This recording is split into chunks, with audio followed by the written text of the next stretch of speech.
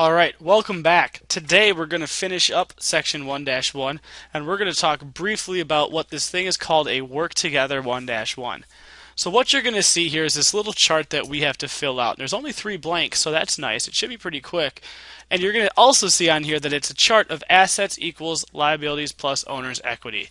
If you remember way back to about 5 minutes ago when we watched the previous video, everything has to equal. The left side of the equation must equal the right side of the equation. And in the next section, you're even going to find out we have new names for left and right side, but we're not quite there yet. So be ready for that. It's going to get real crazy.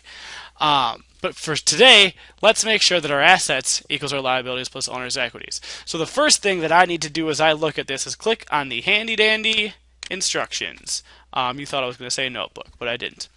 What you're going to see here is write the answers to the following problem below. Your instructor will guide you through the following example.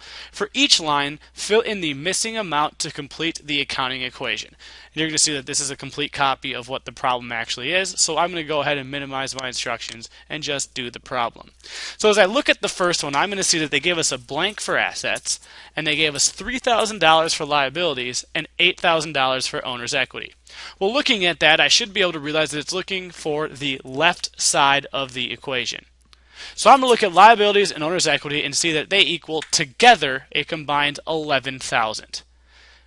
Using the no fat kids on a teeter-totter method, I now know that I have to put in $11,000 on the left side of this equation. If I look at that, I double check. Yes, both sides equal. We're good to move on to the next one. On the next one, you're going to see that they gave us the left side of the equation equaling $10,000. They also gave us that owner's equity equals $6,000.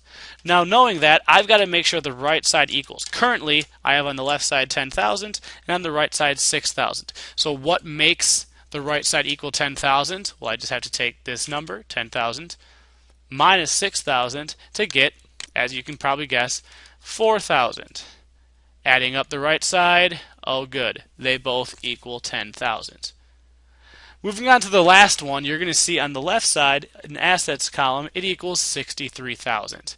The right side currently equals 35,000. Now that's an issue because, once again, they do not equal. We have a fat kid on the left side and a medium-sized kid on the right side. So what do we have to do?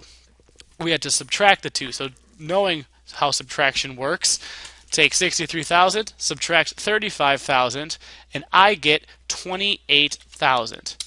Now when I add, and I put 2,800, there we go, 28,000. Now when I add these two numbers up, they're going to equal 63,000, and that's the goal.